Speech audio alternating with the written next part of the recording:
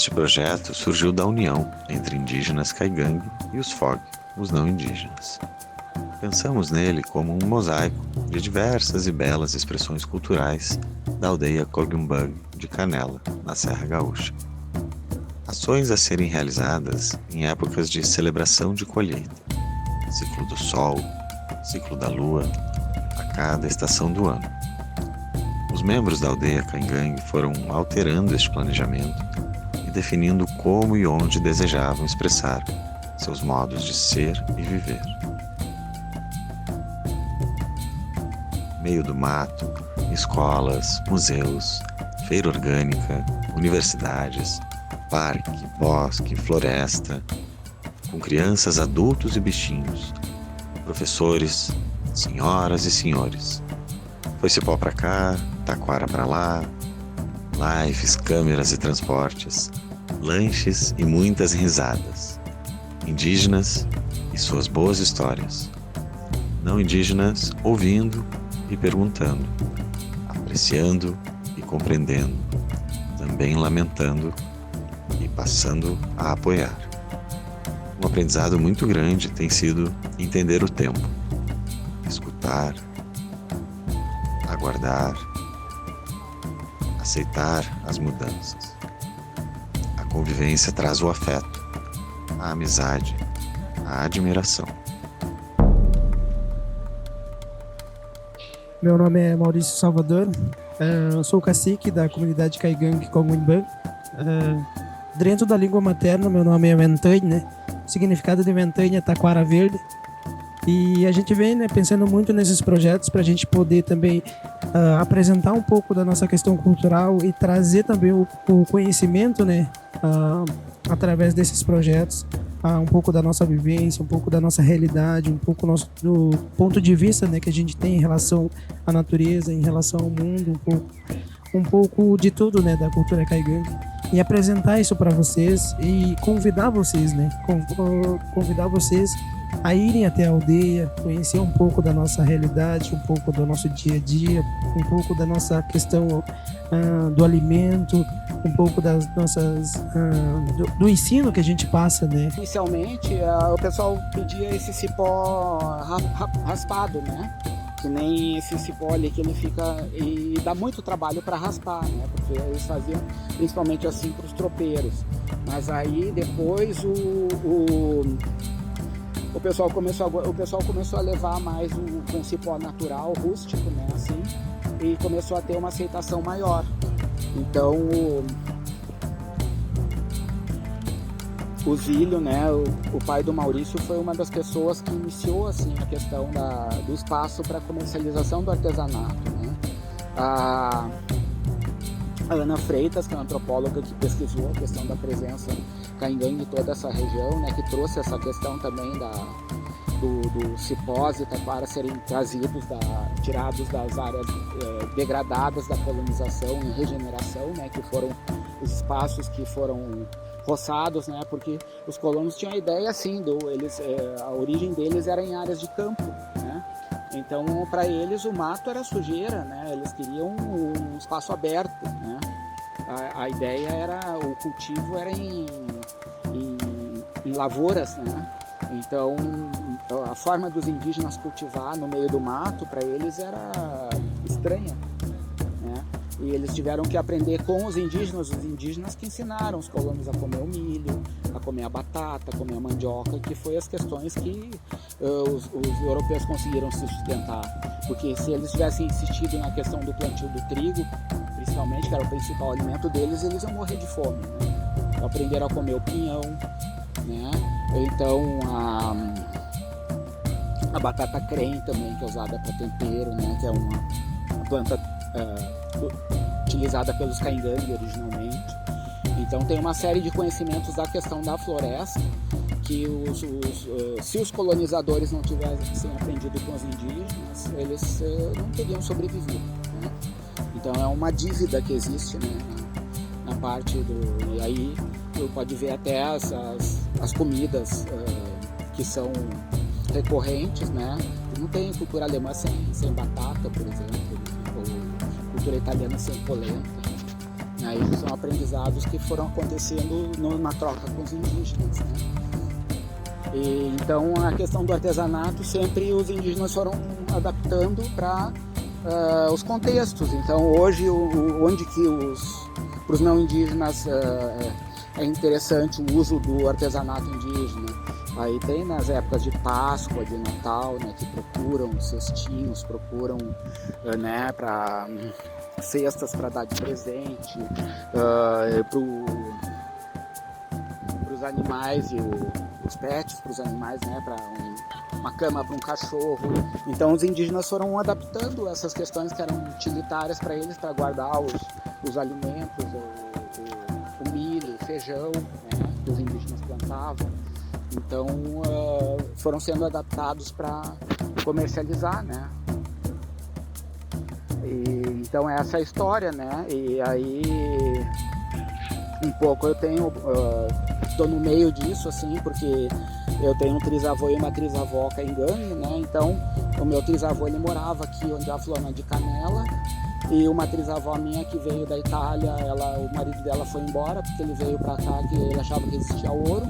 E daí quando viu que não existia ouro, ele deu tchau pra ela. E daí ela namorou esse caingangue que morava aqui, e daí minha bisavó é filha deles, né? Então essas trocas entre os colonizadores e os indígenas aconteceram desde lá do século XIX, né?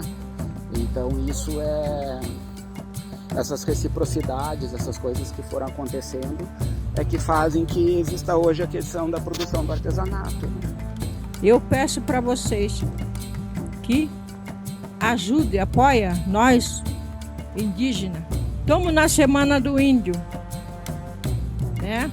Estamos na Semana do Índio. Então, nós precisamos de apoio para nós, então, comemorar a data Dia do Índio, que é uma data internacional e para nós é especial. Mas eu digo, o índio é todos os dias, tá? Vocês não esquecem. Todos os dias são Dia do Índio. Então hoje é nosso dia de nós estar aqui junto com vocês aqui em Gramado. Então, conhecendo vocês, conhecendo cada um. Então, o distrito das matas do Pinheiros, o Pinheiro tem espíritos, a mata tem espíritos, a água tem espíritos. Chamava sempre eu para se aproximar de novo com o Maurício. Cheguei semana passada, agora aqui no Maurício, só que o meu trecho é circulando. Bem dizer quase que eu não tenho dizer que eu tenho morada. Não. Se eu dizer que eu tenho morada, não é fácil eu dizer isso. Por causa do trabalho. Só que é assim, né? É destino da pessoa que faz. Eu estou com 62 anos. Faz alguns anos já que passou.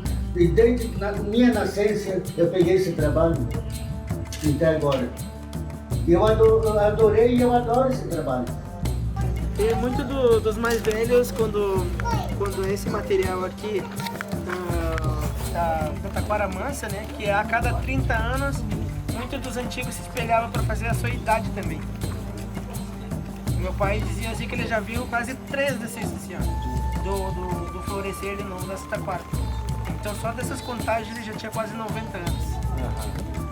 Eu tirei uma dúvida, né, antigamente, junto com quando meu pai era vivo ainda, como é que era feito, como antigamente não tinha energia de luz, não tinha essas questões, né, de iluminação.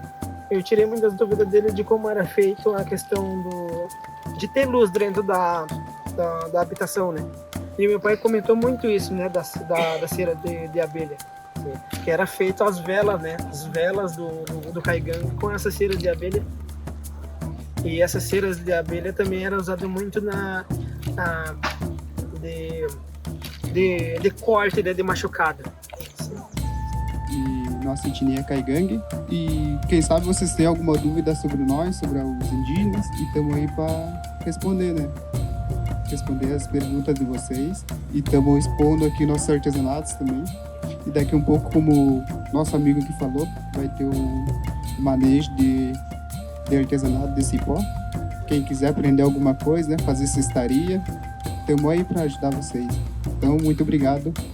Participar das oficinas do projeto História de Vivências da Aldeia Caigangue foi uma experiência fantástica e muito libertadora, assim, de buscar entender um pouco mais sobre a cultura dos povos originários aqui da região da Serra Gaúcha, a conexão que eles têm de simbiose, de união com a natureza é muito importante nos dias atuais.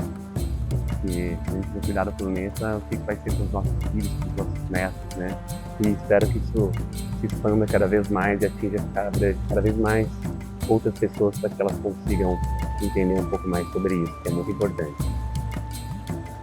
Eu sou Potira e o FAC Expressões Culturais, ele veio como uma forma de que eu tivesse a oportunidade de vivenciar, de acompanhar e ter uma visão mais verdadeira de como vivem os povos originários. Antes, o conhecimento que eu tinha, ele era teórico, muitas vezes que chega de forma torta, né? E agora eu tenho um outro olhar completamente diferente e a oportunidade de estar trocando e aprendendo com os povos originários. Acredito que esse projeto tenha vindo para enriquecer mesmo.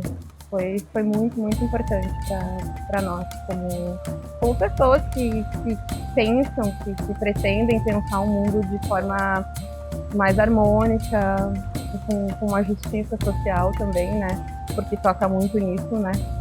E esse projeto, acredito que toca bastante nessa questão da justiça social. A gente sabe que a realidade desses povos aqui não é fácil.